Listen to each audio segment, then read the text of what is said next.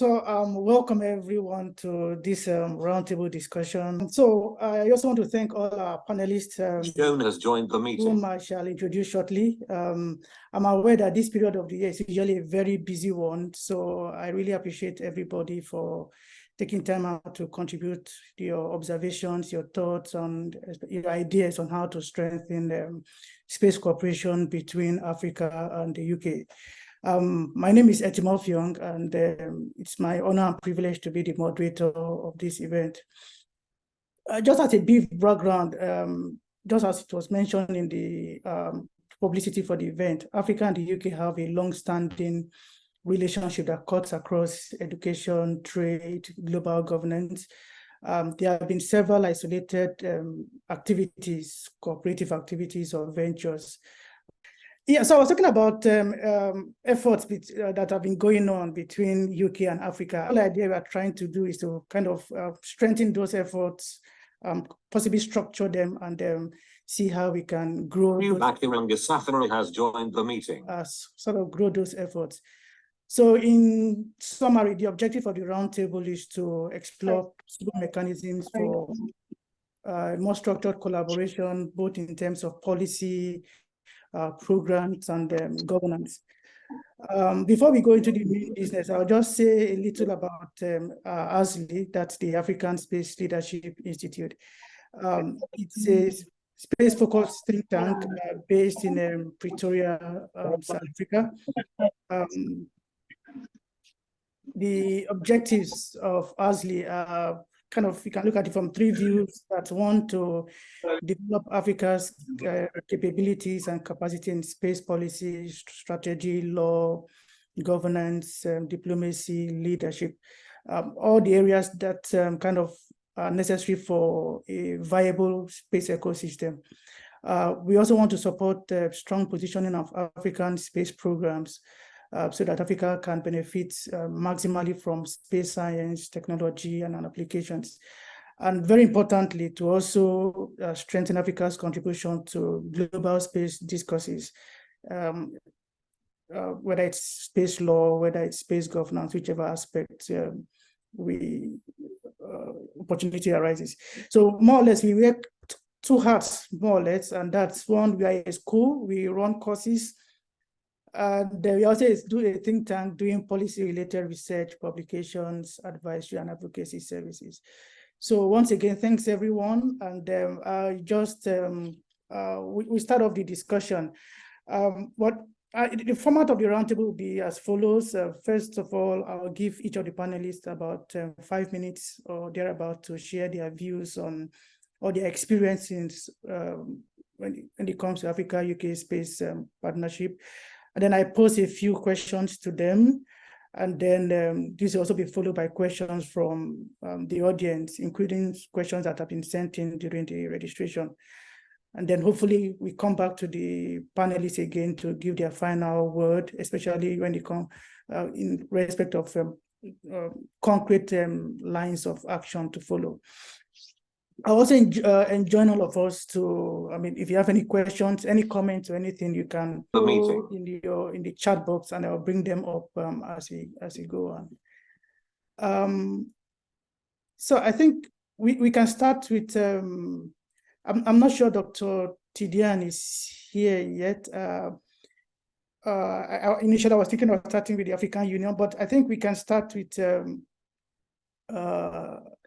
Glenn Cook. Initially, we're expecting Mr. Davis Cook, the CEO of the Research Institute for Innovation and Sustainability, but at the last minute, there was kind of a clash in programs, so he's not able to join us. But gratefully, he has Glenn Cook, his colleague, who is also a director at the ANZA Holdings, that's the parent company of RIS, is here with us. Mr. Cook has an extensive background in startup ecosystems, software development and consulting, and has helped deliver several space-related activities while in his role as an executive of RIS. He has also worked across the tech and telco space in various countries across Africa, the Middle East, and Oceania. He's also a venture partner for ANZA Capital's portfolio companies. Glenn, we really appreciate your taking time out to join us. You have the floor, please. Thank you. Thank you. Thank you, Tidiane, and thank you for allowing me to participate in what looks to be like a very esteemed group of colleagues, and I'm talking about several important topics as we look at space and how we can explore it across the UK and Africa, and the relationship between the various parties. One of the things that I was asked to discuss, and I think that also comes in, Etienne, to what you were saying about us spending a couple of minutes talking about some of our experiences and what we found. We've been working, and so I should make this clear, REIS, the Research Institute for Innovation and Sustainability, has been working close on since probably about 2015 in the space sector, or in the aerospace sector in Southern Africa, and has done a lot of work around tech scouting, open innovation, and economic development and innovation ecosystem development. And there's two kind of big thoughts that we've come up with over the past years and with our experience. And the first one is that the structure of the global space economy is changing, largely from once-off ultra high value feats of engineering marvels. So, the James Webb Telescope, if you go back a couple of decades, Hubble, and so on and so forth. So it's very much a case of, up until now, your large players have had to build the once-off engineering marvels that we've seen. And what we're seeing now, as there are thousands of satellites being launched, or hundreds of satellites being launched, we're seeing standardized components. So whereas we once launched a handful or even no satellites per year, we're now expecting to launch multiples every single year. And that then requires that we have, following on from that, is thousands of satellite subsystems. And the only way to start doing this in a cost-efficient manner is through a mass production process, so you can achieve economies of scale and standardization.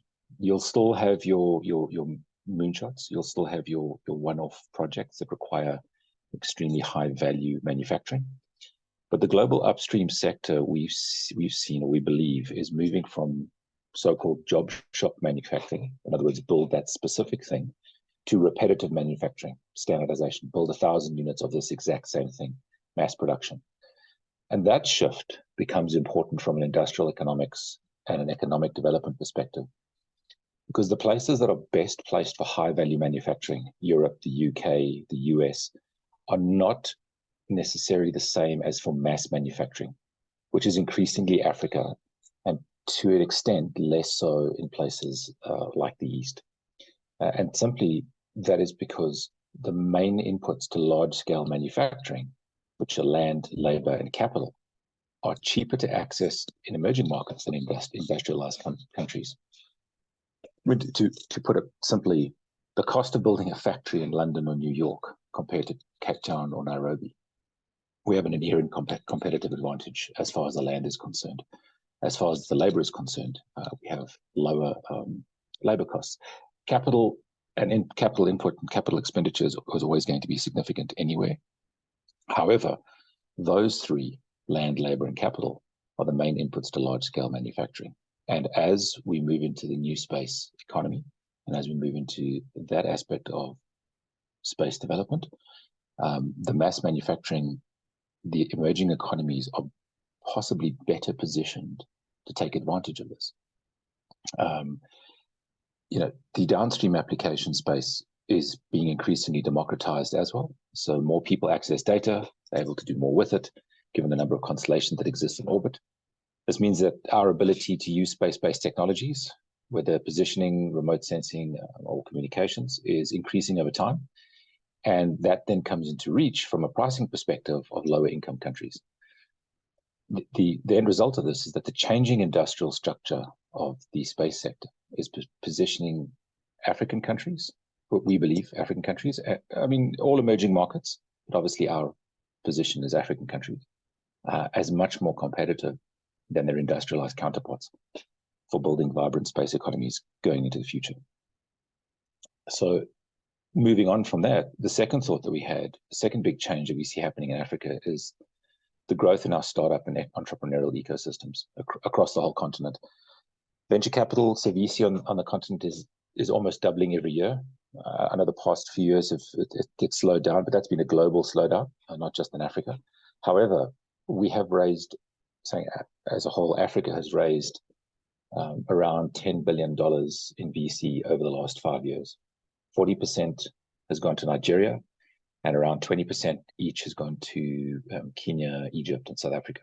There are other countries receiving VC, of course, but they're of an order of magnitude smaller than these four.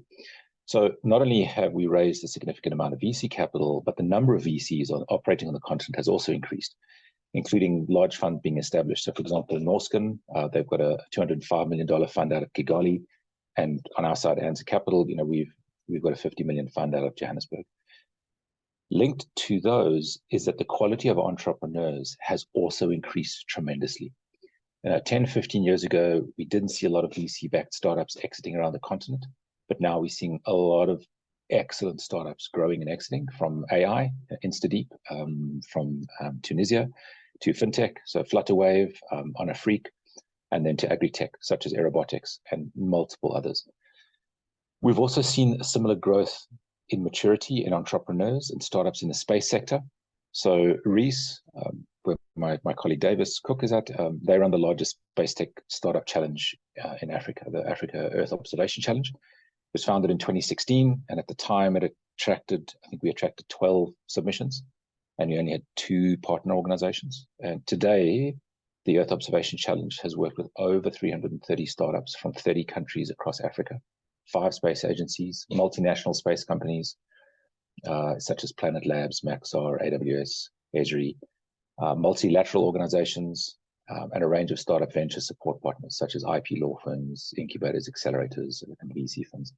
So as the continent's entrepreneurial sector and startup sector matures, we have a significant amount of growth and interest, specifically in the space-focused entrepreneurial ecosystem across Africa.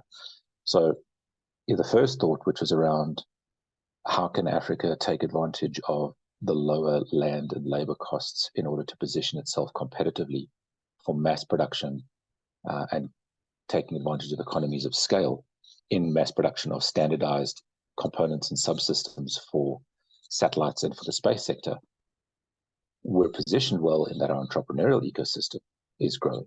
The emphasis in STEM, the attraction of space and sector, and both of those combine well to create something. There's a huge amount of potential.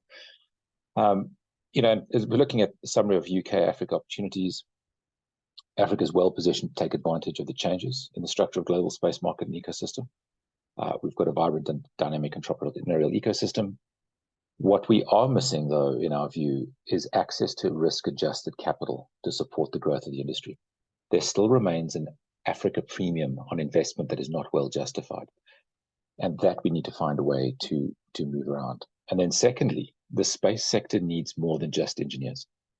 Absolutely, you cannot have a sector without the exceptional engineering talent, but the future space sector also needs, for example, finance professionals who understand the business of space. It needs lawyers who understand relevant legal aspects. It needs policy and regulatory experts who can move into that space. And then it also needs authors, it needs filmmakers, it needs textile people, fashion designers, creatives that are able to harness the potential of space and be able to translate that back into career paths and opportunities for entrepreneurs. And then where we believe the UK can play a role in this is then working to provide access to some of this capital. And here, we should acknowledge the support we've already received from groups such as UK FCDO in helping us map and build space ecosystem strategies for various countries and space agencies, but also importantly, access to capital and helping to lower the cost of capital for future space industry. Again, taking advantage of the competitive position that Africa has. And then it can also help build the broader human capital needed in the space sector to complement the engineering aspect. So Reese has done some work with University of Oxford's Said Business School and they're trying to enhance MBA graduates for the understanding of the business of space.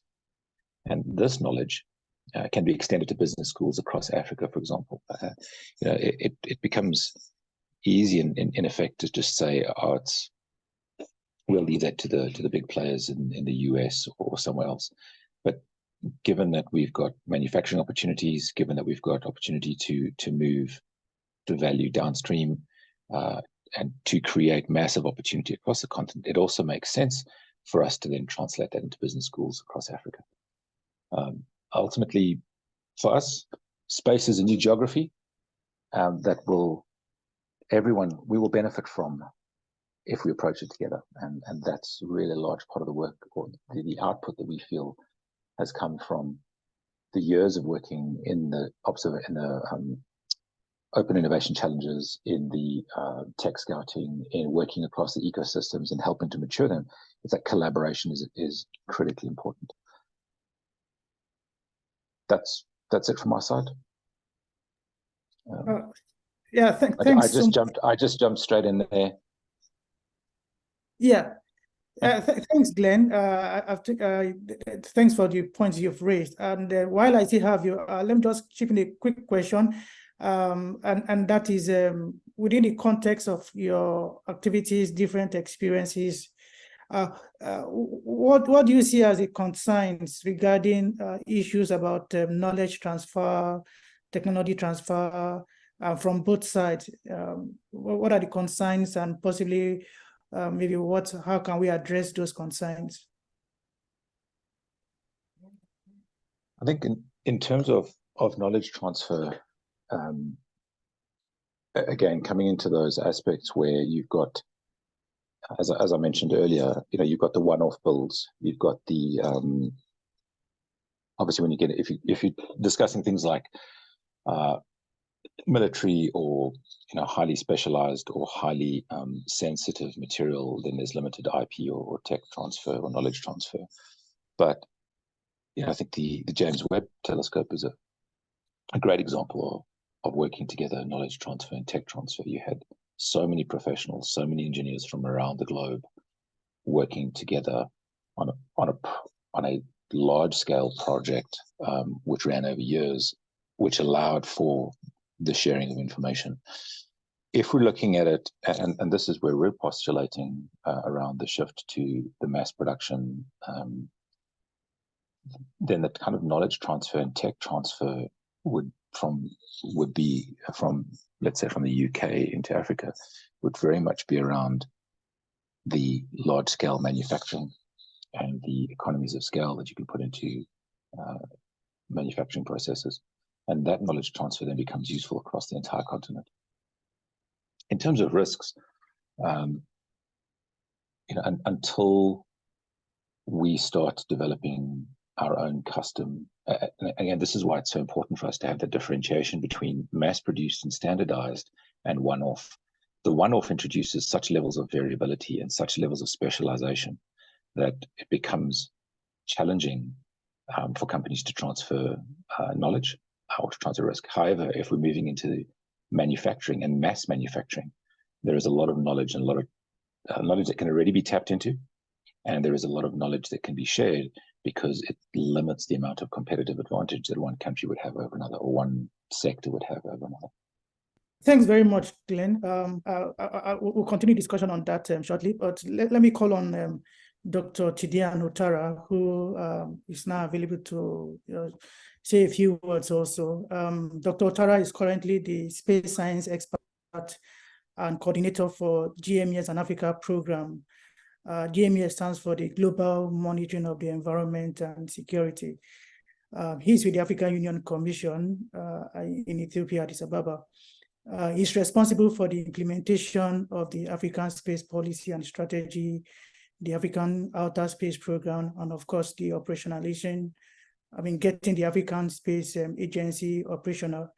The African Outer Space Program is a flagship program of the African Union, and so I know there's keen interest in trying to see how Joao has left the meeting. All the 55 member states of the African Union to benefit from space.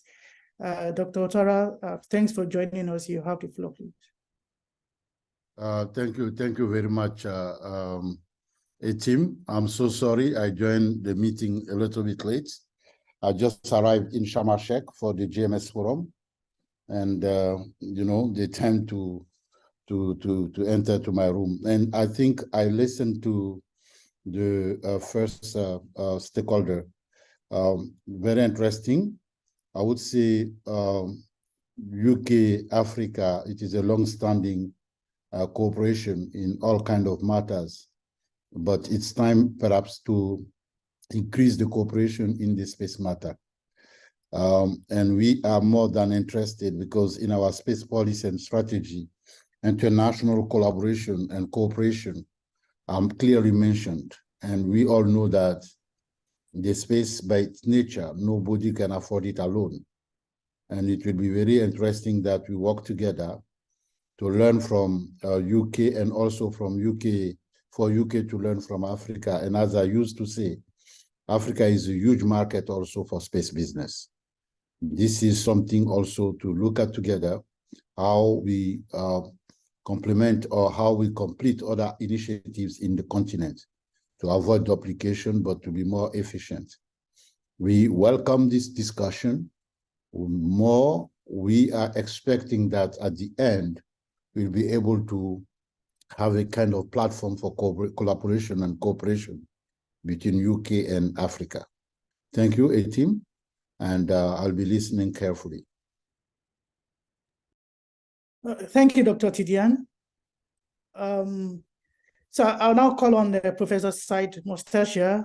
Professor Mostasher is a professor of space policy and law and director of the London Institute of Space Policy and Law. That's the UK counterpart to ASLI. Professor Mostasher has been a member of the UK Space Leadership Council and an advisor to its delegation, to the UK delegation to UN Corpus. Professor Mostasher, you have the floor, please. Thank you, team. Thank you very much. Can you hear me well enough? Yeah, good. We can hear you.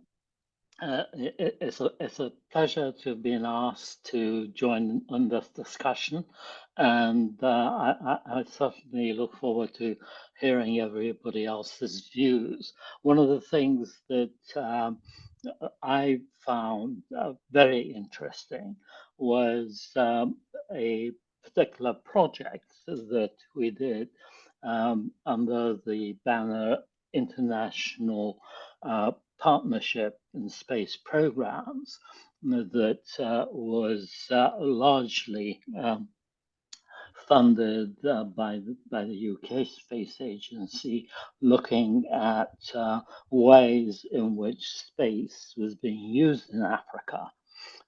And the services that they were looking at and what was helpful there. And what impressed me most was the uniformity of the objectives among all of the government agencies that I spoke to, as well as academics who had a view of where space benefits lay for Africa.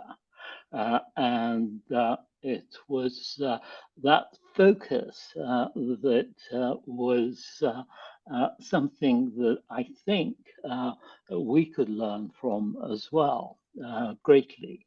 I spent some time in Kenya, and the use of the M-Pesa system was so widespread and enabling and beneficial.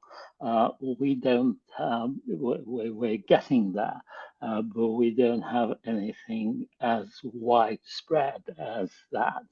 I remember having to park in a car park, and the car park attendant was able to take payment through his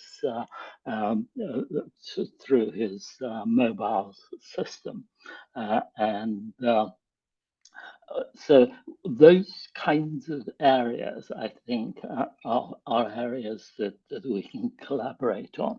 One of the things that we at ISPL do is run courses and seminars that are well attended by people across the world. African participants have been few, largely because of the costs involved.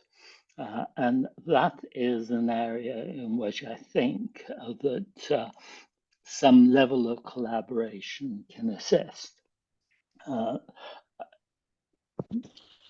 I'm particularly interested in policy and its impact on the legal structure and framework that we work in.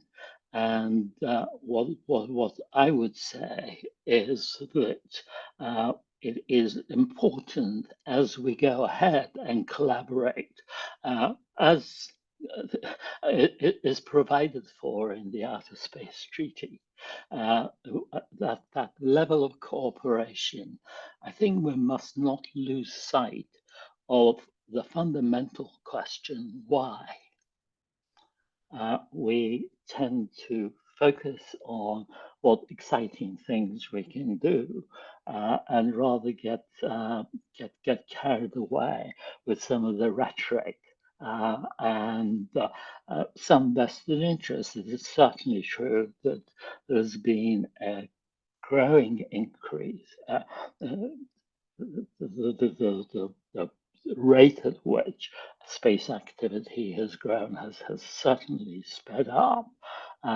But that is not because of space policy alone. Space policy has to be seen in the context of all policies. And our policies towards wealth and wealth concentration has been one of the drivers in this area. So I would say that at those kinds of levels where we have very different needs, we can learn a great deal from Africa. And perhaps we can bring some benefit to African participants in the space sector. I will stop there before I start preaching too much, and definitely look forward to hearing other views. Thank you so much, Professor Mostassia. And I actually follow the courses that you run. And like you pointed out, yeah, it's kind of a bit on the high side, but I think that's where one of the places that ASLI, amongst other institutions, can actually collaborate so that there's kind of knowledge circulation when it comes to policy, law, governance between the UK and Africa. But let me quickly chip in this question. You know, I mentioned earlier about the African space policy and strategy. If you look at that document, one of the very central points there, it's Africa's interest in promoting space sustainability. And I know that the UK has been very strong. In fact, there's a very strong political support, even from the parliament, from the government, in promoting space sustainability. And I wanted you to kind of share your thoughts on how UK and Africa could work together in promoting space governance, space sustainability, whether we're talking about tackling space debris, frequency spectrum management, the increasing activities of both private sector and military activities in space. So how can both regions work together? I think that is an excellent point, and thank you for raising it.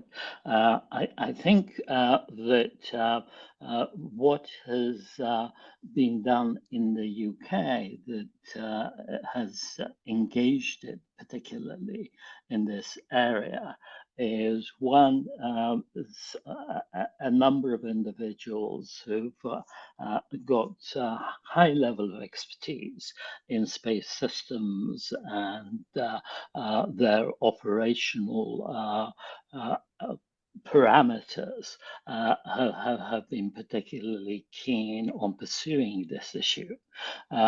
In terms of collaboration, I think that it is, we talk about responsible behavior in outer space.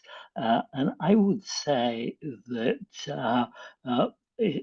a lot of that, a large part of it, is really up to national authorities and agencies, because I can argue very strongly that the Outer Space Treaty, in fact, makes it illegal to relieve debris in space, but we're not getting there at the moment. What is important is that we each have, as a part of our licensing regimes, rules that will ensure the sustainability of space. And those rules are fine to some extent, but they have to be seen in an international context. We have learned and we have accepted that you cannot use the radio spectrum at will, and the collaboration and cooperation with other countries is essential. We don't seem to be quite as cognizant of that fact about space, and in fact, in particular, low Earth orbit, where we've not behaved very responsibly. But I agree that we have things to learn from one another, and certainly the UK is very, very keen to do this at an international level. It is fine to say, yes, we will make sure that satellites are deorbited at the end of their life, but putting up tens of thousands of satellites to bring internet, high-speed internet, to the rest of the world is also fine, but we have to approach it differently. We cannot have 5 systems all fighting for the same market, because it is an international market, and you know, it might be it might be satisfying for a few individuals, but my view is that if we're going to put up a mega satellite constellation, then we have to make it available to participate by all countries. I will leave that there. Thanks. Yeah, thank you, Professor Mustachia. I'll now call on Dr. Zolana Joao, who is currently the General Manager of Angola Space Program Management Office. The Angola Space Program is one of the front or foremost space programs in Africa. Dr. Joao drives... Space Tech Uganda has left the meeting. Sorry about that. Professor Dr. Joao serves as the General Manager of the Angola Space Program Management Office, where he drives engineering and research challenges on communication and Earth observation satellite launches with partner agencies and governments worldwide. He was very instrumental in designing the Angola space strategy, as well as the launch of Angola Sat-2.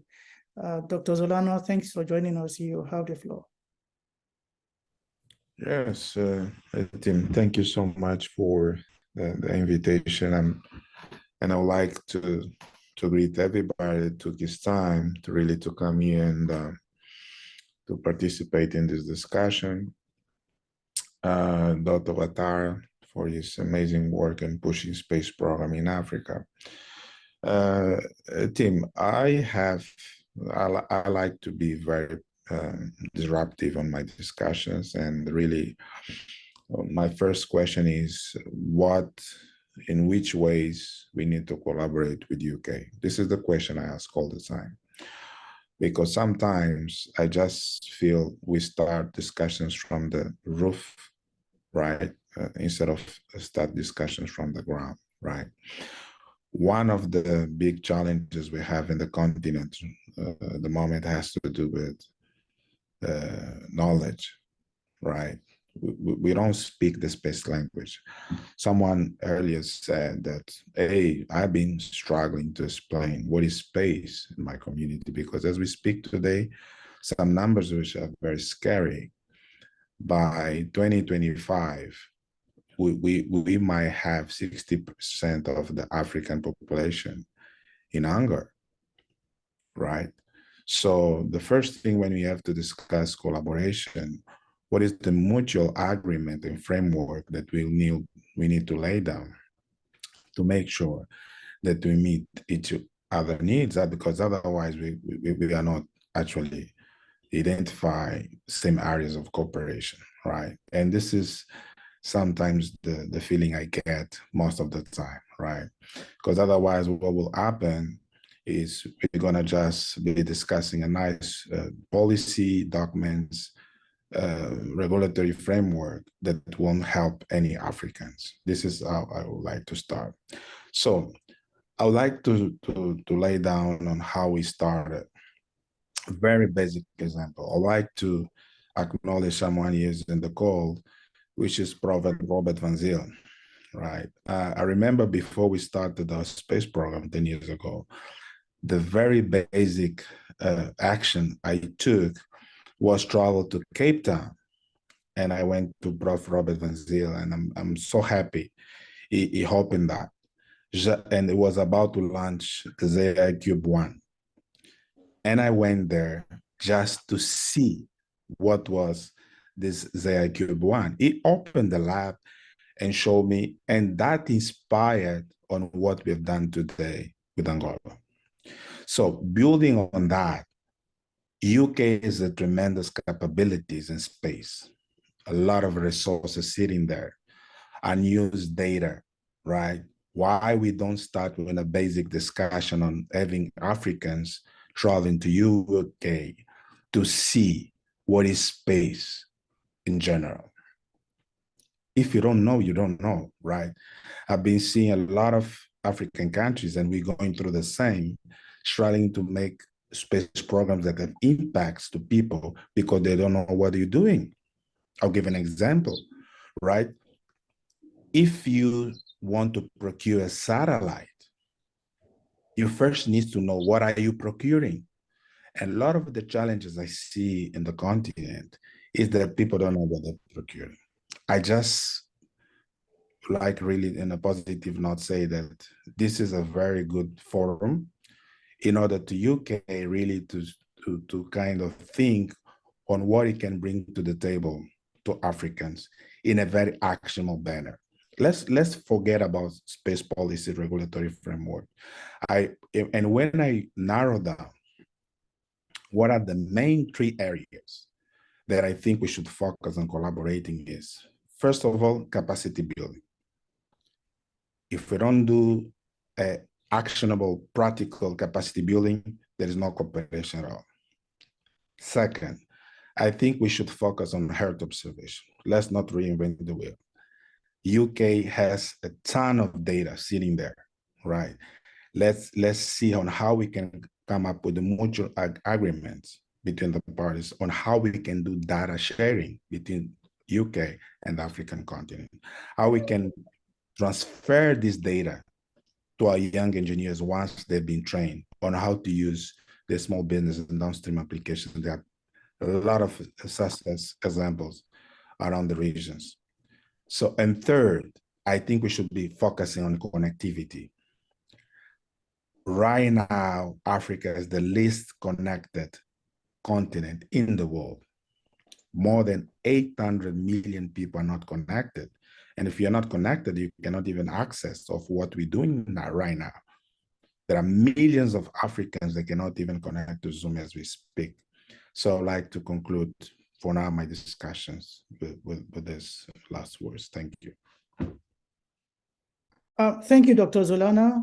And if I can quickly chip in a question here, and that is from the UK perspective, since the idea is kind of for the UK to share with Africa, what, from your own view, will be the gains? I mean, if you're trying to market Africa to the UK, what does UK stand to benefit by collaborating with Africa? Yeah, great question, Tim. First of all, I think Dr. D.Eng has been mentioned this a lot, and I would like to steal his quote. I believe Africa is the new El Dorado, right? So we're gonna double populations in 2050, if I'm not mistaken. We're gonna be one of the largest continents very soon, right? We have a lot of problems that I think UK can use to test the technology, right, in solving these problems. I just believe there is no a better place that UK has today that wishes actually to go to Africa. Second is we have one of the youthest population in the world, right? Which their hunger for learning are very creative.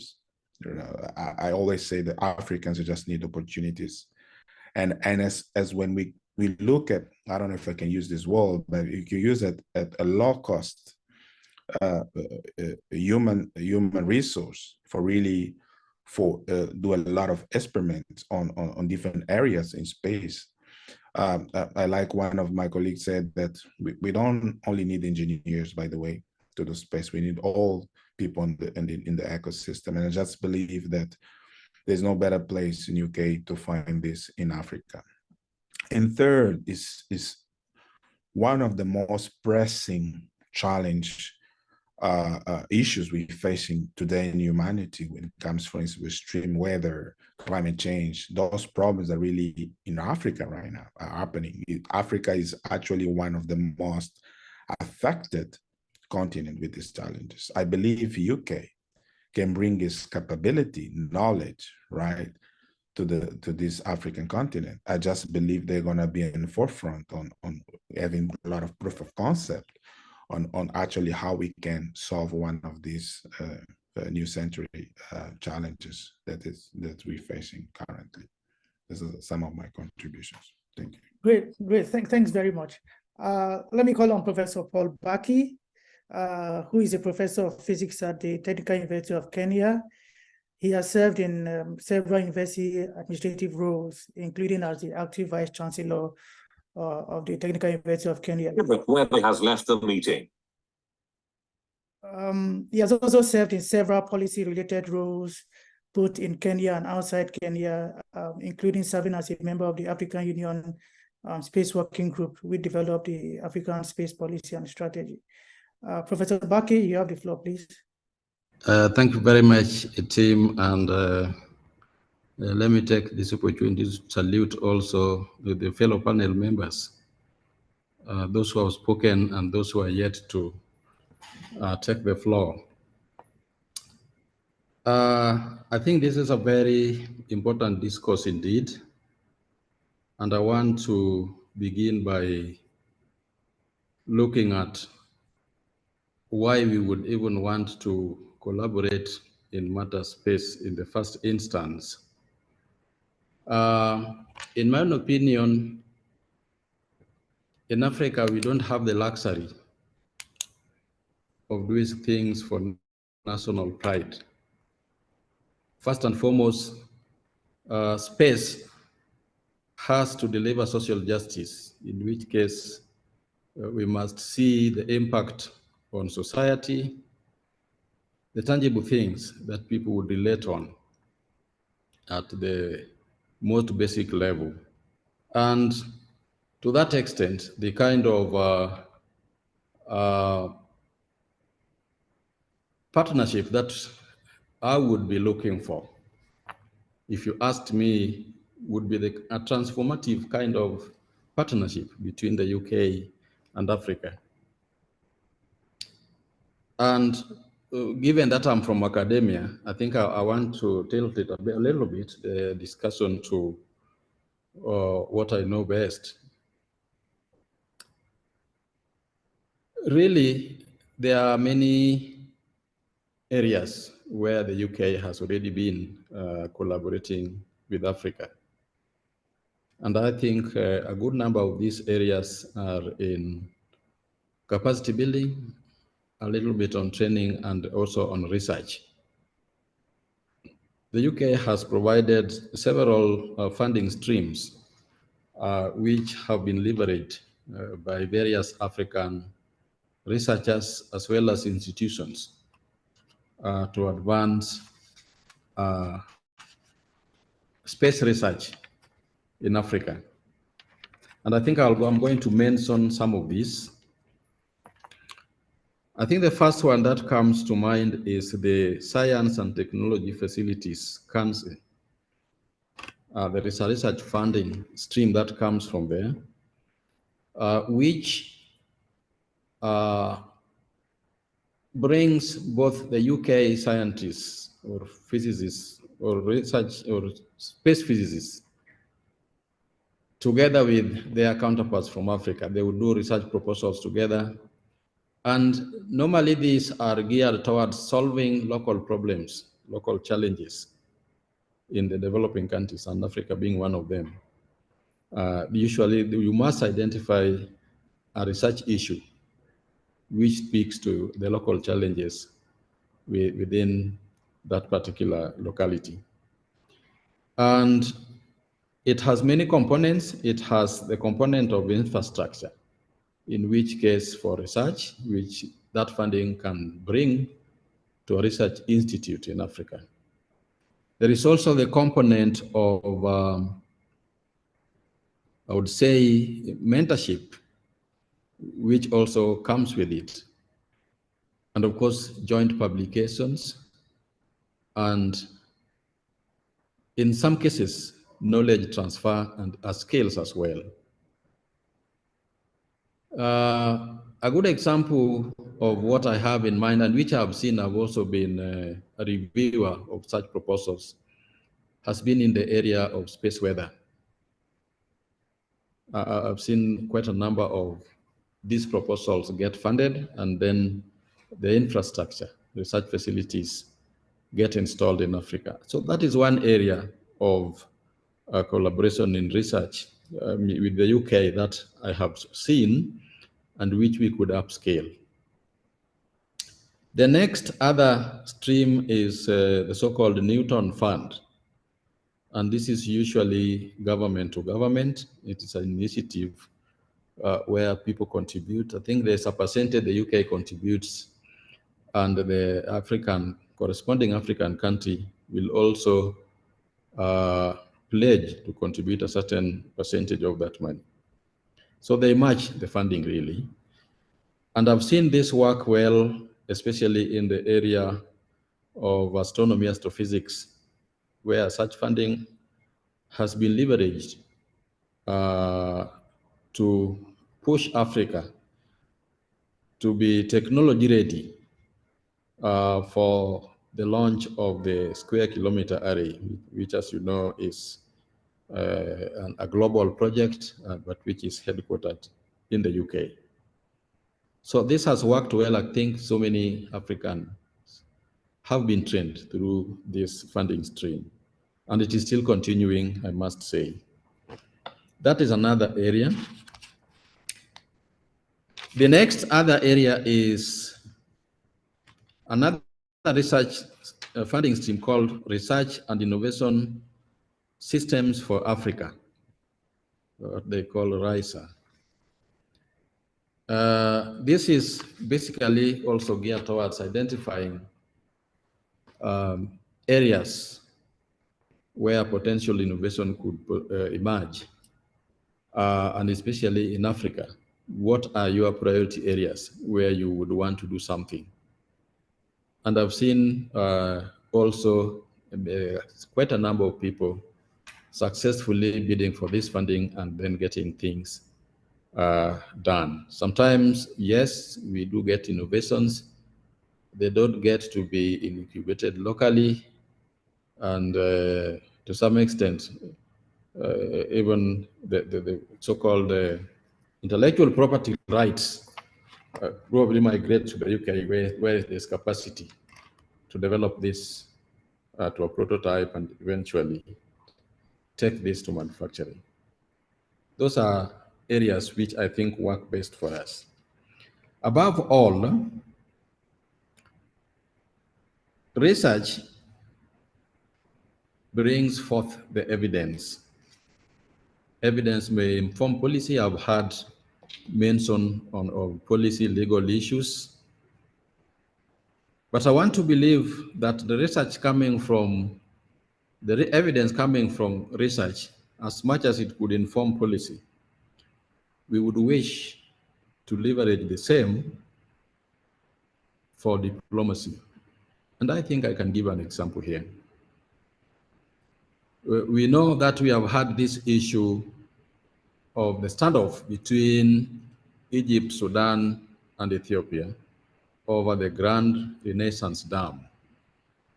The claim being that if the Ethiopia fills the dam, then the countries downstream will not get enough water for irrigation and other uses. Whereas that has been on the table for a long time now. Interestingly, I think 2 years ago, Ethiopia was partially filling the dam, but it had rained so much in the highlands that in Sudan, I think Khartoum was almost submerged, inundated with water from the Nile. And so one wonders whether there is any evidence to support the claim that if they fill the dam, then that would affect the countries downstream. So the evidence which may emerge from these initiatives, I think, may inform negotiations, which in a sense is science diplomacy. I want to believe that the UK has extensive experience in leveraging such evidence within the space arena to inform certain decisions, fundamental as it were, that they have made before and they continue to do. These are areas, I think, where we can share experiences and we can learn from each other's expertise. We could gain from each other's expertise. I think I want to leave it at that, team, and then I think, of course, I'll bounce back again at some point. Thank you very much. Thank you, Professor Baki. But just before you go, I guess you participated in the International Partnership Program. I don't know whether you would like to quickly share about your experience with it and if there's opportunity to restart that program. Can you come again? International what? The IPP, the International Partnership Program, which was run by the UK Space Agency. I'm not sure, but I think you participated in that at the time. Is that right? Not quite. Oh, okay, because I think I saw your name somewhere with University of Strathclyde or something. But it's fine. Oh, okay. The Strathclyde issue was an initiative, and I think I'm glad Robert Vasile is here. It was involving the Technical University of Kenya, Cape Peninsula University of Technology. I think there was a university and then University of Strathclyde. I think there was a university from, was it Namibia? If I remember correctly, the four of them actually were working together on a project. Yeah, but those are just, you would say those are examples of what can be done in matters collaboration. Okay. Thanks very much. Let me now call on Professor Massimiliano Vasile. Professor Vasile is a professor of space systems engineering in the Department of Mechanical and Aerospace Engineering at the University of Strathclyde. He's also director of the Aerospace Center of Excellence within the Strathclyde Space Cluster. Professor Vasile, you have the floor, please. Thank you. Good morning. Well, first of all, thank you for inviting me to this meeting. I have to say that I probably have less experience with Africa than a lot of my esteemed colleagues who spoke before me. So potentially some of the things that I'm going to say are not overly specific to Africa. We have collaborations with Africa. The University of Strathclyde had previous collaborations with Africa, with Kenya, Egypt, and these are two examples. So I'm familiar with the work that we have done, especially in the area of 5G and Earth observation. This is something that was already mentioned before. Definitely connectivity and observations are two areas in which there are a lot of opportunities for collaboration. So I was asked to talk about options to have academic research, joint projects, training, education, and definitely there is a lot that can be done between academic institutions in the UK and in Africa. We have, of course, programs that are also, in some cases, partially funded for master courses. We have master courses, for example, that are specific on the use of satellite data, Earth observation data for sustainable development. Those courses would be directly applicable to a lot of the interest that currently some of the African countries have, from climate to agriculture to water, a very important resource in which space can really play an important role if we use properly Earth observation data. There are schemes that are specific to the UK. So there are agreements, for example, between the UK Space Agency and the South African Space Agency. There are collaborations that are funded by, for example, the International Bilateral Fund of the UK Space Agency that would allow developing joint research projects. But the interesting thing is that there are programs also that are supported by the European Space Agency, and the UK is still part of the UK, or is still part of the European Space Agency. So there are collaborations that can go through the European Space Agency that are supporting joint projects, that are supporting PhD projects. So we can offer PhDs, for example. Some of these PhDs can be on-site, so we can offer PhDs in which students travel to the UK, spend time in the UK, but we also have programs in which the student can stay in Africa and, for example, work for a company on-site in Africa and still benefit from the knowledge that is developed and acquired during a PhD.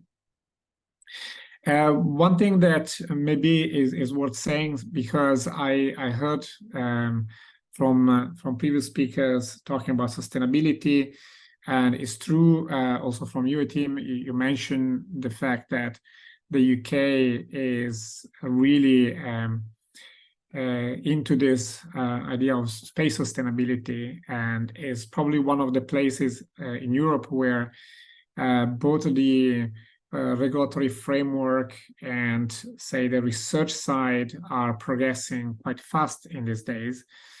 It's part of the national strategy, and especially in Scotland, we are very keen to develop initiatives that support space sustainability. And space sustainability is understood differently from different people. We try to give a definition of what we think space sustainability should be. I think that for countries that are emerging in the space sector, it's important to do things right from the start. Because all the countries that are already in space and are currently using space made the use of space unsustainable. And there is an opportunity, I think, through, for example, the collaboration between the UK and Africa, to develop programs and initiatives and everything that Africa as a continent want to do in space, so that it is sustainable from the start. And there is a little bit of course, a paradox in trying to have a sustainable space if you look at what instead you need to do to have space assets that provide Earth observation data, for example.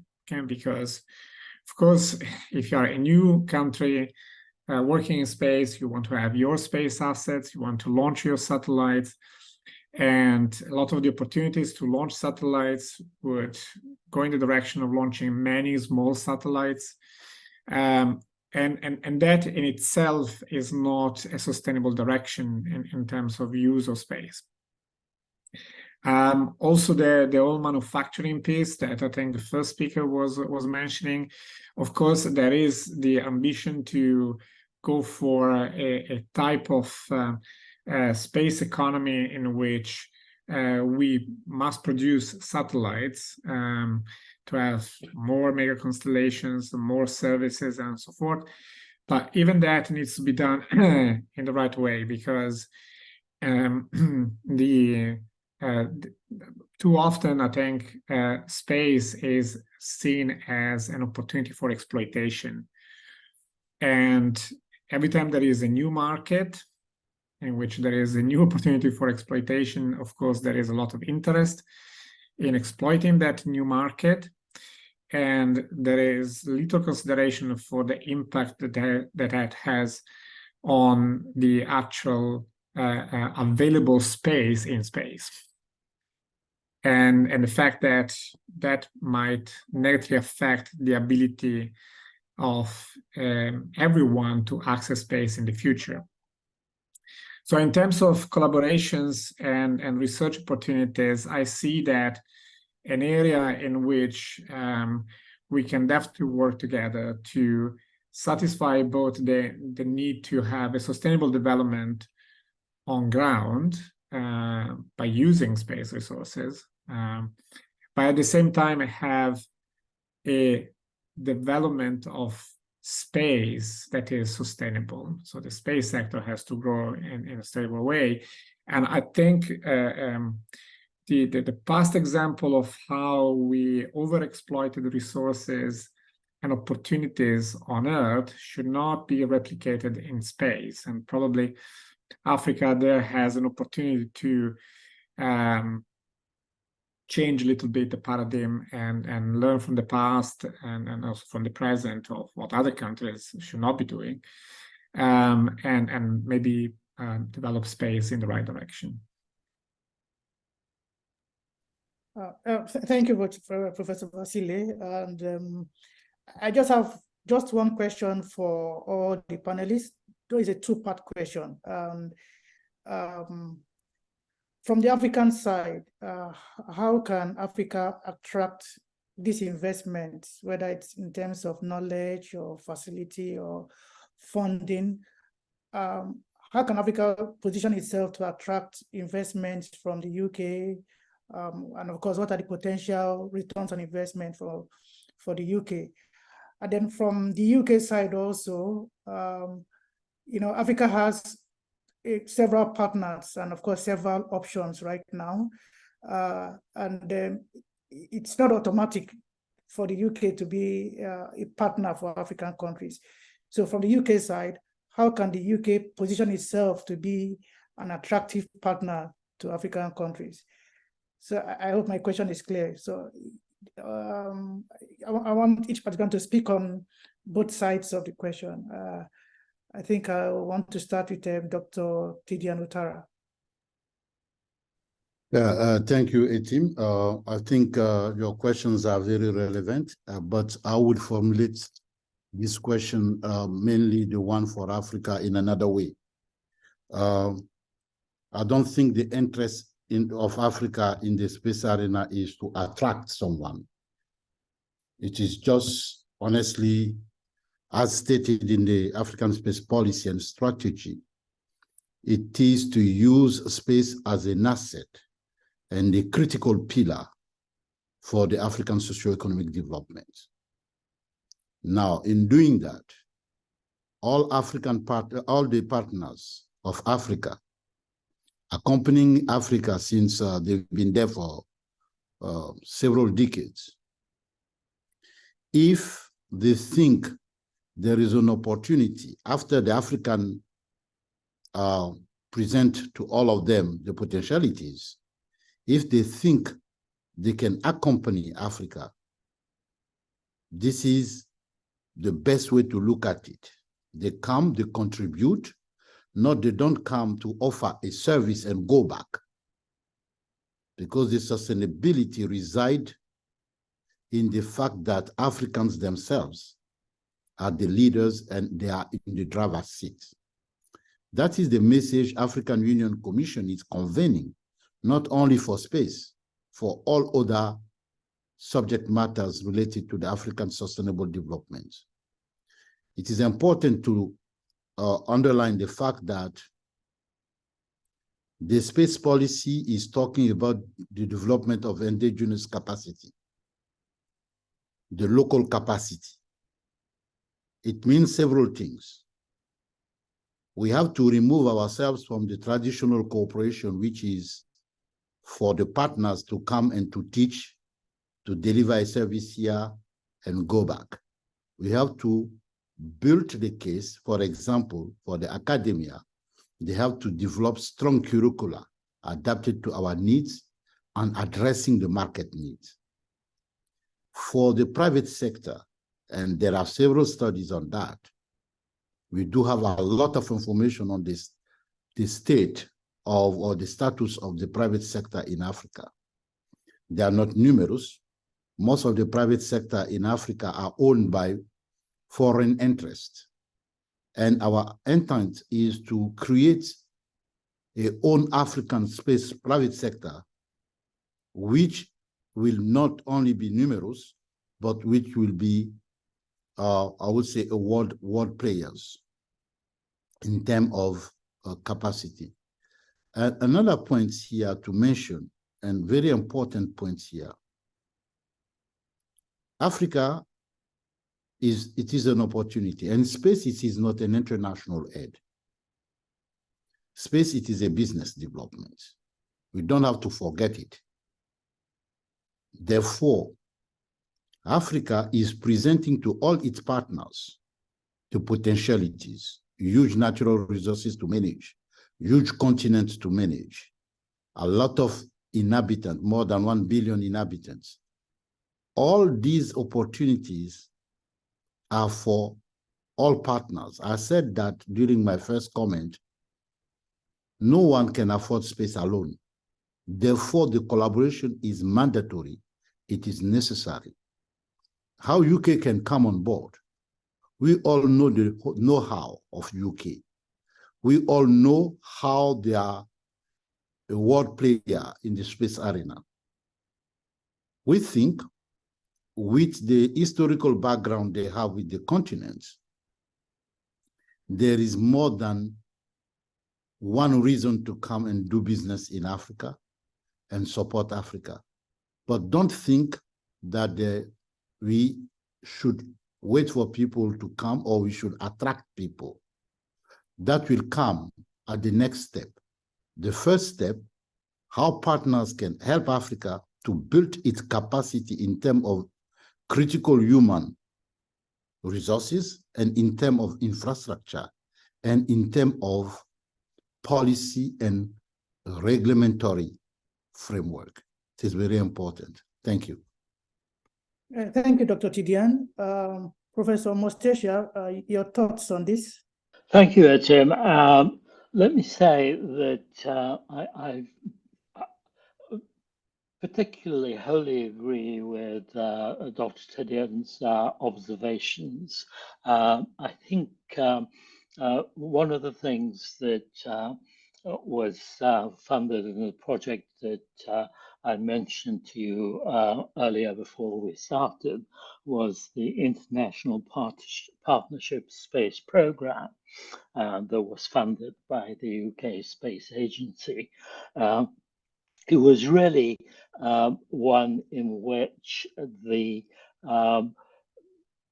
main objective, or one of the main objectives, was to seek out how the services of Inmarsat could be made available and sold, frankly, to African countries. And there were different types of activities in which that was possible.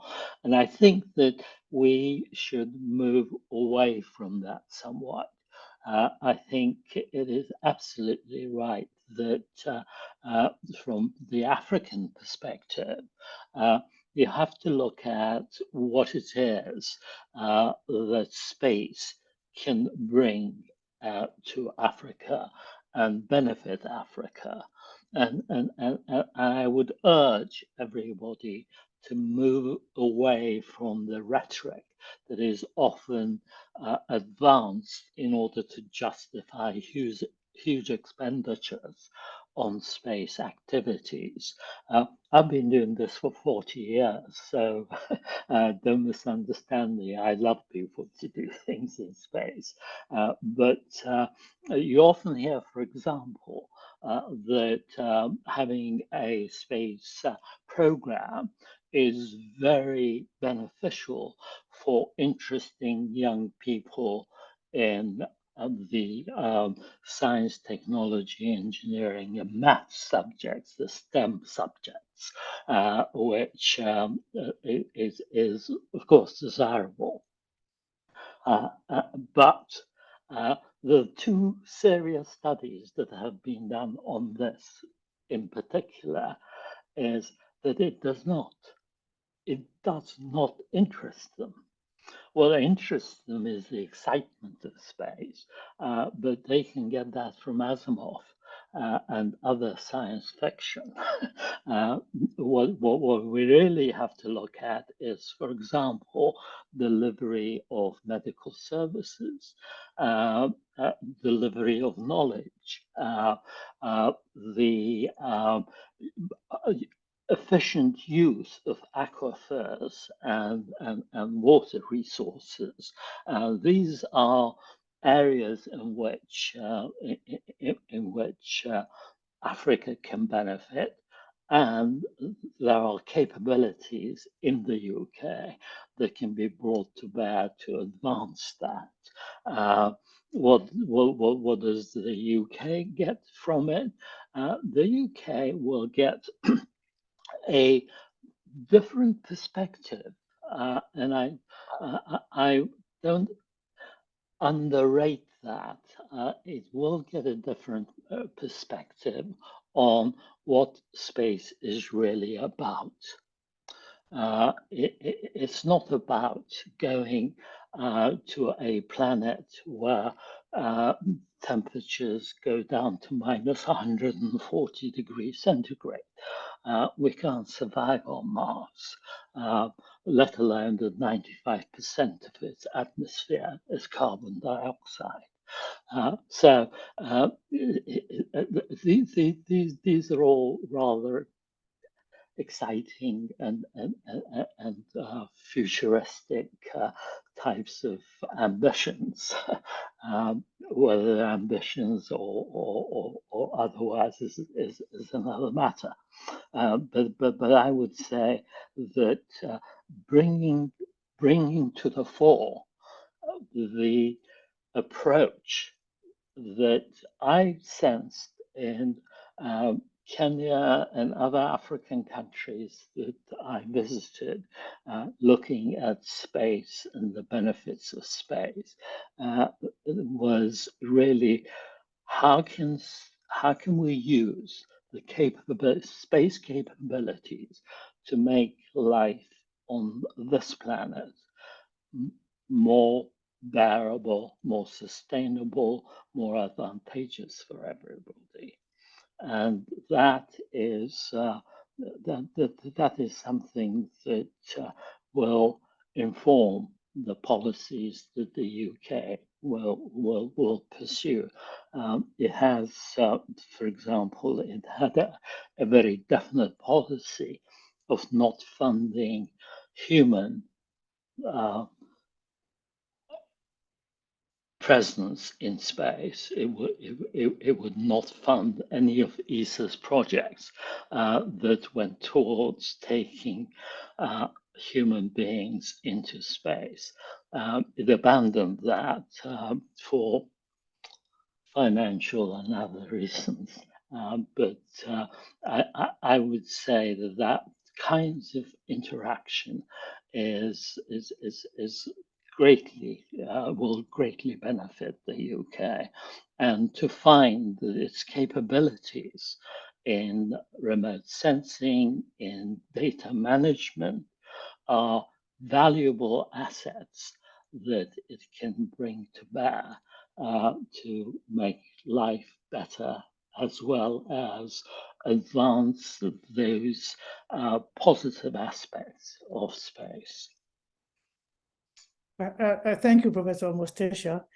Dr. Zolana, I know in Angola, you're very strong in space applications, using space for connectivity, for different aspects of economic development. So I wanted to answer a different question, and that is, what do you see as the role of space agencies and public institutions towards strengthening Africa-UK space partnership? Etim, thank you so much for the question once again, and thank you for the other panelists. I'm really learning a lot from you all. Yes, first of all, Etim, I'd like to share that we space agency are in trouble, right? Worldwide, because with the new space economy where you have your private sector on the driving seat, we were not designed to have the agility to enable this growth, right? So the first reflection I'd like to share with you all is that I see a danger of space agency instead of being able, they're going to be blocking things, because unfortunately, as we see the rate of how new space is reinventing themselves is far ahead of what the agencies, in some cases, even the regulations in place to make this growth sustainable. What I would like to share with you and our vision and how it's been seeing things, I believe the new way of doing space is through the private sector. And more than ever today, as you see, with the all financial crisis worldwide, most countries on high interest rates, it's been more and more difficult for governments to commit themselves on funding space programs, right? And some countries has been very successful. US is a very good case. As you see today, the all private sector is on that driving seat. And as you see today, for instance, Starlink is actually steering connectivity worldwide. What they did with the investment. I believe UK as one of the most prestigious private industry sectors in Europe, right? And I just believe that if we can really bring these two things together, which is transfer, I mean, if we can just get 10% of what is in UK as private sector to come in Africa and help to build a new space ecosystem, that will make a lot of difference. This is what we've been focusing a lot lately in partnerships, because team, if you see one of the challenges we have today, and I believe my colleagues of South Africa has been experiencing this. South Africa has been leading the private space industry for years. They've been struggling, right? More and more. And unfortunately, we don't have a private industry in Africa per se, right? The concept of startup in Africa versus of what is startup as such, they're completely different notions, right? And I believe in terms of, if we have to think on how we can work with the UK, this is for yesterday, is really to see on how you can bring the private sector to Africa and help us really to build our own new ecosystem for space, right? This is how I see it. And I would like to share that I have experience actually with the UK space industry. I don't know if a lot of you know, but our payload for ANGOSAT 2 was built in one of the most advanced facility in UK, Portsmouth, from Airbus, right? It's an impressive capabilities in terms of what is possible to do there on that AIT facility. UK engineers were there, and actually we learned a lot for the past decade with this experience with Portsmouth while we're building our two payloads for ANGOSAT 1 and ANGOSAT 2. So I'm a little bit aware of what is the private sector in the UK can do. So I know ASLI as well, through Prof. Robin Vasile. I know what Surrey University has been doing as well. So I believe if we can bring some of this private sector experience once again to the continent to help us build this new space economy that today is worth $20 billion, I think that would be a plus for UK and for the African continent. This is my contribution here, Tim. Thank you. Thank you, Dr. Zolana. You've spoken strongly about industry to industry collaboration, and of course, the government agencies and institutions have a role in stimulating that. Professor Paul Baki, how, from the academic point of view or research institutions, how do you see them playing a role in strengthening Africa-UK space partnership? Well, from the point of view of academia, I mean, we are in the business of education, and so clearly recruiting students and having students from Africa in our classes, in our PhD programs, so that is certainly where a lot of the universities in the UK would be interested in strengthening the relationship with all African countries. I definitely see an opportunity in research as well. That's the other part of our business, is to do research. I think that Africa represents a very interesting opportunity to study problems that do not exist here and are very compelling, very interesting, and space plays definitely a role in that. And the way we of course do research is with the goal of improving life on Earth, and if there is an opportunity to improve, of course, the development of Africa, that's where the interest of a lot of the academics here in the UK would be. So I see these two directions. Okay. Thank you, Professor Baki. Professor Baki, can you hear me now?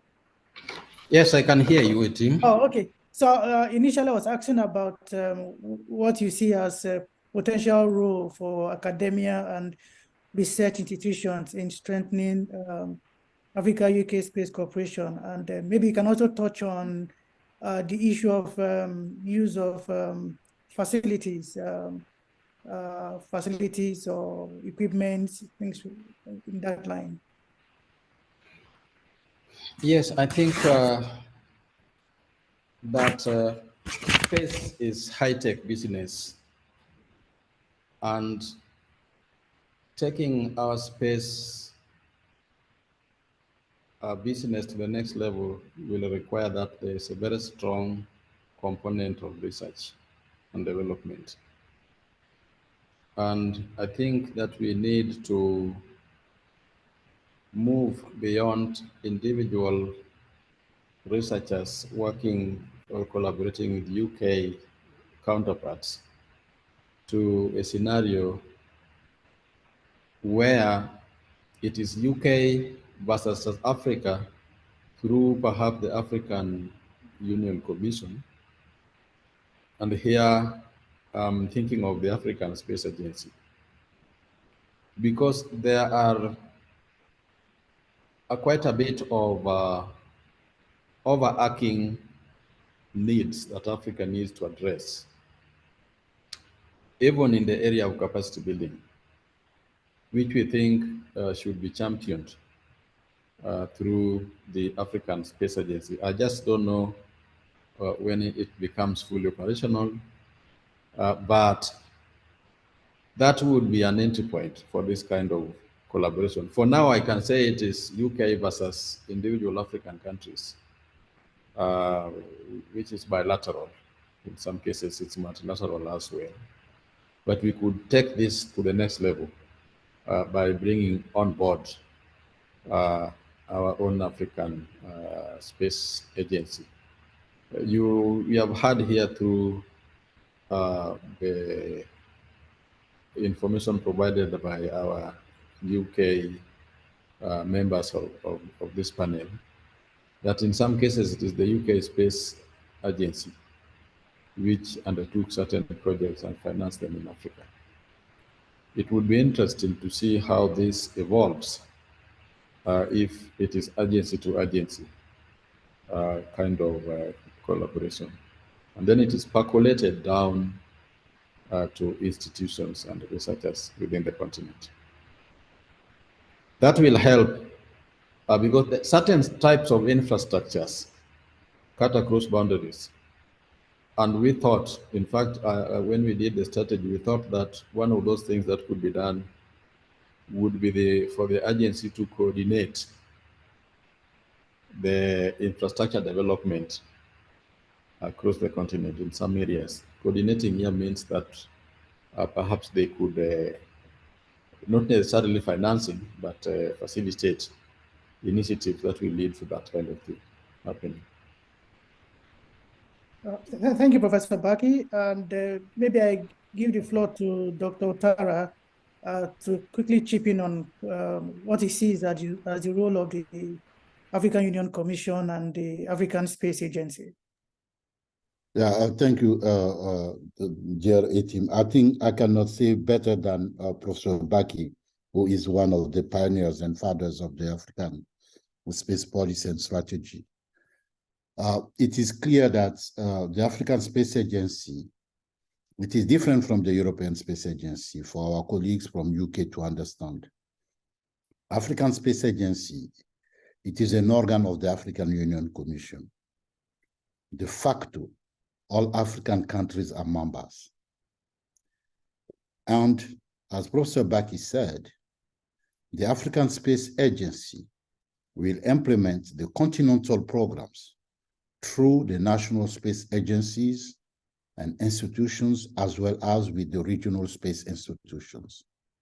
Therefore, it is like a single window to reach all the continent.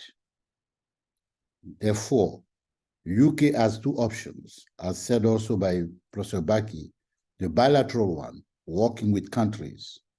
We are talking about 55 countries in Africa, or looking at strategically how to work at the continental level aligning the actions on the continental policy and strategies, but having the national institutions and regional institutions to implement, because they are those who will be implementing to have more impact at the citizens' level. That is clear, and it is stated in the African Space Agency statute, its role of coordination. That is very important. And its role of creating a regulatory framework to allow all African citizens to access space resources, either resources in terms of services and applications, either the space resource as the environment where we do the space science and activities per se, meaning the outer space, it is a common resource. I was hearing several comments here. It is clear that Africa wants to be everywhere, but we'll be there in doing the step approach. Because sometimes we hear people saying, Africa doesn't need satellites. I will say Africa needs satellites, and let Africans telling you that they need satellite or not. But do we need satellite now? If yes, which one? Secondly, my brother, Dr. Zolana, was talking about the danger for the space agencies. He's fully right.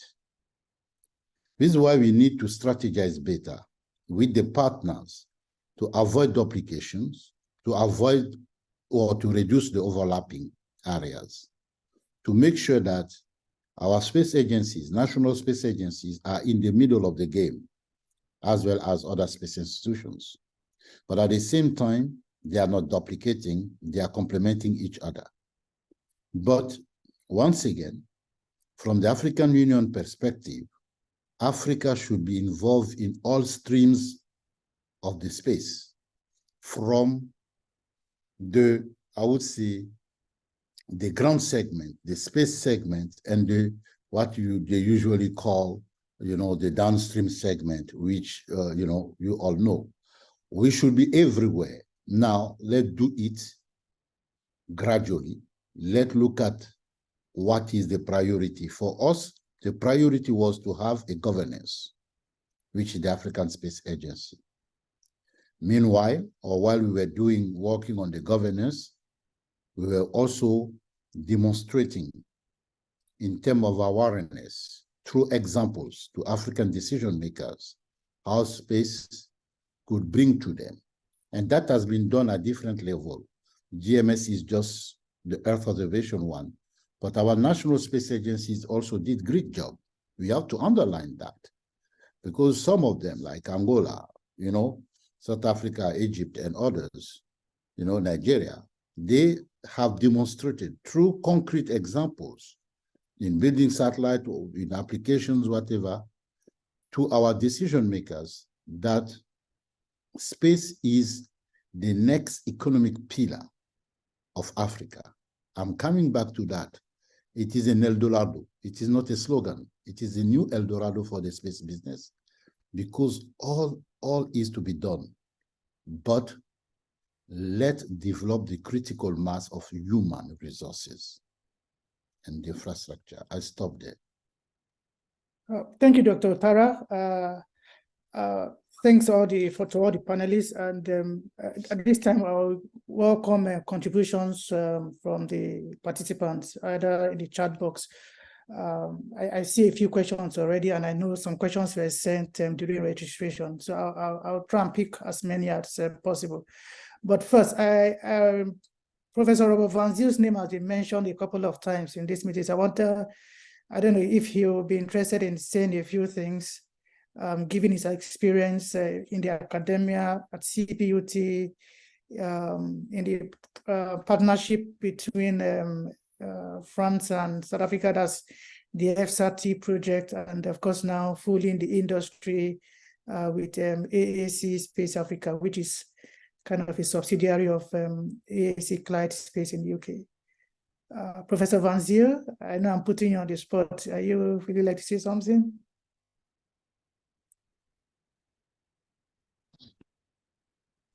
Ethan, can you just repeat the first half of your question?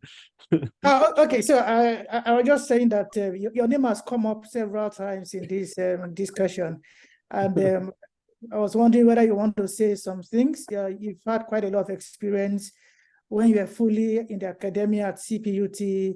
You've had experience with international cooperation, with the FSAT initiative, and now fully in the industry with ASLI, Space Africa, which is a subsidiary of a UK company. So from these different experiences, I mean, what do you have to say to the discussion about Africa-UK space partnership? You're putting me a bit on this on the spot. Yeah. You didn't prepare for this, but I think if I can just go back, and it's 10 years quickly, when we started this nanosatellite program in Africa, it was collaboration indeed with the UK that helped us really catapult to the global stage.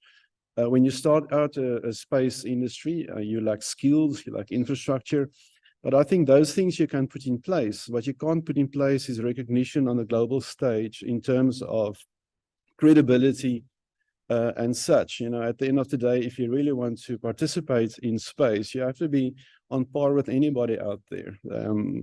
I'm not saying this lightly, but they will not buy from you simply because you're from a certain geographical region. Customers buy if they trust your brand, if they trust your equipment and products, and I think that is what the UK brought us through Clyde Space at the time.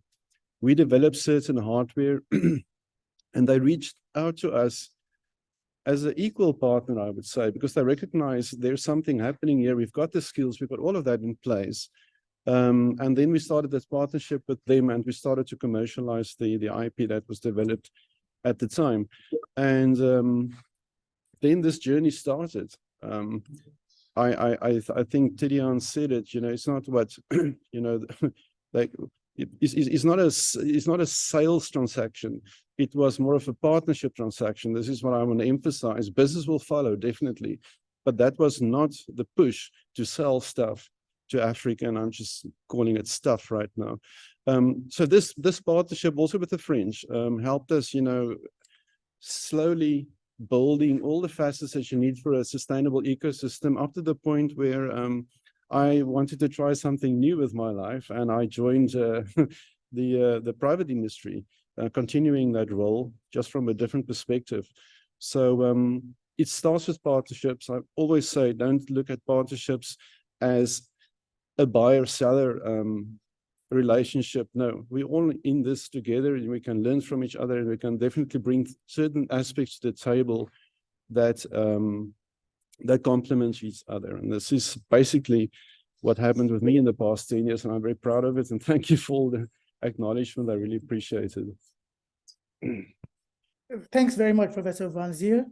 Let me see how many questions we can pick from the participants. One of the questions has to do with how do we balance industry growth with the quest for space sustainability. You know, even in this meeting, we've talked about not making mistakes that the earlier developed spacefaring countries have made. So there's always a talk of Africa should not toe that same line, but Africa also wants to develop its industry. So how do we balance industry growth with the global drive towards space sustainability? Any of the panelists that wants to take that can go ahead. Or any of the participants also. Yes, okay. This is Tidiane. Again, this question is really calling upon the African Union to come on board usually. And everywhere we go and we are facing this question of space sustainability, the comments we are hearing are giving us the impression that some people want to lock the space resource and saying it is already complicated, you guys, you should not come. That is the impression we have. The sustainability, depending on how we define it. The private sector, in terms of sustainability, of the space sustainability, yes, they do have a role to play, but it doesn't start with them. It starts with policy and regulatory. We have to understand the fact that the treaties and the conventions that are guiding the space exploration or the space environment currently, Africa was not there. It is not the fault of someone. But Africa now is there. And it is important that when people are mentioning these conventions and treaties, they be careful a little bit, because they are talking about or with some people that were not invited or that even didn't have the capacity at that time. We are now in the new era. It's time to open the box and to look into it as a common resources, to allow Africa to have its word to say. I'll give you an example. 2 months ago, I was invited for a meeting when people said, oh, now we have to impede countries to send satellites because of this treaty, because of this convention, things like that. And the question was Africa part of these decisions? No. Why now we are coming, you are saying space sustainability. Therefore, the sustainability for us, it is a very good idea, but let's open the discussion clearly, transparently. Now, the private sector's role will be very interesting in terms of innovation, because we do know that some space activities can pollute completely the atmosphere. Secondly, we do know also that some space activities, yes, are bringing us to the space debris management or the space traffic issues. But this is not the question of the private sector first. It is the question of those who are making the decision to send all kinds of satellites in the space. It is full of satellites. How many African satellites are there among the thousands of satellites? We have even not reached 100 yet. Africa, all Africa, 55 countries. But we do have thousands of satellites, all kinds of satellites. Now, the private sector involvement comes later through innovation. Secondly, through the orders, because the private sector built because someone has asked for them to build and pay, and these someones are paying for it. This someone should first look at, together with others, what kind of activity or activities can contribute to the sustainability of the space. I'm avoiding talking about the sustainability in terms of income, in terms of service development, because this one is a straightforward business. But the fundamental for the African today is to have fairly access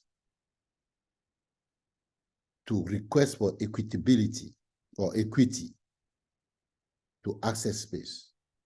The sustainability of the space should be discussed with Africa as part of the game. This is where I can stop quickly. Thank you, Dr. Tidiane. That's very helpful. Let me quickly try and bring in another question, and that has to do with getting space benefits to the local communities. Dr. Zolana talked about connectivity, communication, Earth observation. How do we ensure that we're able to build stronger communities or stronger space communities at the lower level, maybe at the local level or at the community level? How do you get space down to the local level? Anybody that wants to respond? Yes, Tim. If you allow me to jump in very quickly on this one. This is really what I love to do.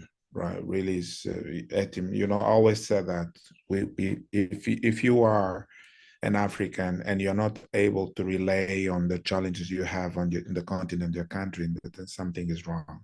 So first, I think, is awareness, right? And sometimes I have the impression that we don't spend enough time, even webinars, discussing what are our indigenous problems in Africa, on how we can support someone who doesn't know how to read, doesn't have any ICT literacy, on how to have access to information, for instance. So in Angola, we paid a very high price on not doing this job very quickly. When we had our first orbital failure with the AngloSat-1, all the stakeholders, especially the population, said, we don't care if you lost the satellite. We invest so much millions and we never even consulting on how we're going to use this for the benefit or for our benefit. So then for the past 5 years, we've been doing a tremendous job on awareness discussions to the far and the remote areas of the country. Team, just to share very quick with some people, I don't know if you've touched this experience, we've been in places where people have never get any type of connectivity for more than 20 years, right? And the moment they realized they were able to get connected, the joy you could see in the people and to see on how they could now see how the world is today is an amazing impression. So wrapping up this question, I believe first thing is to do awareness, context-based awareness, not importing awareness program, right? We have to take our specialists on ground, guys that actually talk to people, deal with people, and you know, 60% of our population lives in a very remote area. So most of the time we are actually targeting the 40-30% of people living in the city. Those guys in the rural, we don't drive there. We don't talk to these guys. So what we've been doing is really talking to all those guys who are there in the villages and the rural, and making programs that can teach them about science, technology in a very simple manners, without very complex issues. Second is really develop space applications, as you said before, Tim. We are very focused on doing application tailor-made to the Angolan context. I'll give an example. Even though you resolve the problem of infrastructure, then you have the problem with the access. How would these people have access when they're living for $1 a day to survive? So what we need to do is use our local capabilities, because they're so huge in the continent, in our countries as well, and to see how they can build innovative solutions to give access to the information to these people in Africa. I'll stop here for the sake of time. Thank you, Dr. Zolana. And just like you mentioned, usually in this kind of programs or events, it's usually very challenging when it comes to time. There are usually many questions, but it's always difficult to go through all the questions. But I've taken note of all the questions, and we hope to respond to them. But just in the next 2 minutes or so that we have remaining, I just want to give opportunity to all the panelists to just kind of give their final word, possibly maybe just state what they think should be the next line of action. Maybe I should also mention here that we hope to have a follow-up event after this next year. As you may be aware, the UK Prime Minister is hosting the UK Africa Investment Summit in April next year. So we are speaking with the UK Space Agency, and we are hoping to have an event somewhere around that period also. So the discussions we are having here will certainly be useful and will serve as input into the next event we are having. So just a final word around the table, and maybe I start with Professor Vasile, since I see you. Yeah. You know, I mean, my word is again on sustainability, mainly because we are working a lot on that. And I just want to clarify that the question of sustainability is not to prevent countries from launching their satellite into space.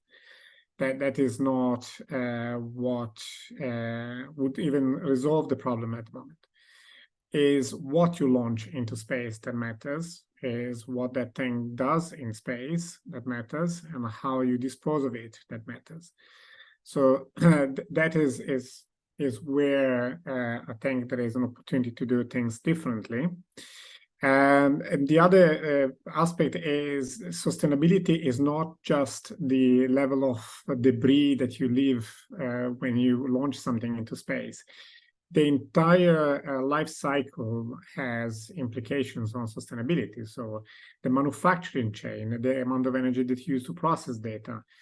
So it's not just what you have in space that matters, but also how you do things on ground to develop systems to operate in space.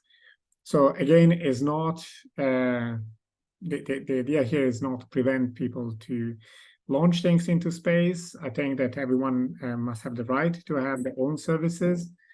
And I totally agree that Africa needs to sit at the table and that to have a voice, and that voice should be also a kind of recommendation to all other countries not to pollute space to the point that then Africa cannot use it anymore.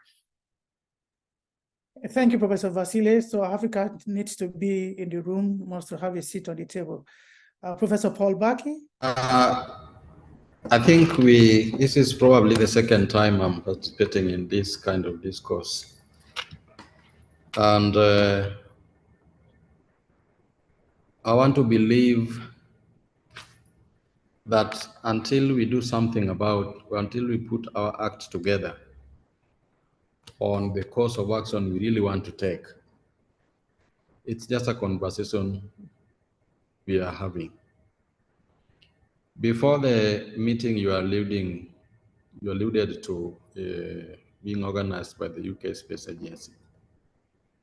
I thought that it would be prudent, and I don't know who should take the lead here, for both sides of the divide to have a team to begin to put structures in place, develop a kind of framework or some kind of terms of reference on exactly what it is we want to do, the scope.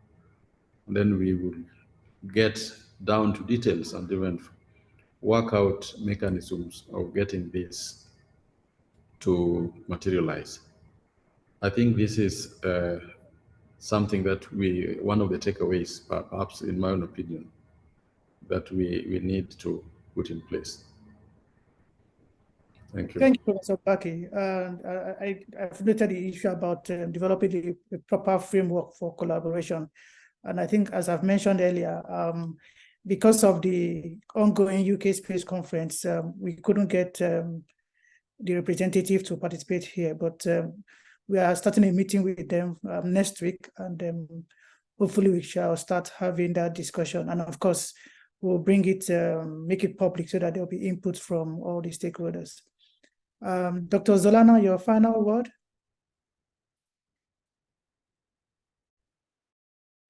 Yes, yes, I think, in terms of really some suggestions as part of my notes, really, I just believe, I don't know if there is one, but it was important thinking on establishing a joint committee, right, that actually would be included as the African Space Agency himself. So some of the African countries are driving space in the continent, and the UK Space Organization. Really, first, we have to have more dialogue. I don't think this is enough to have a very complete conclusions on the way forward.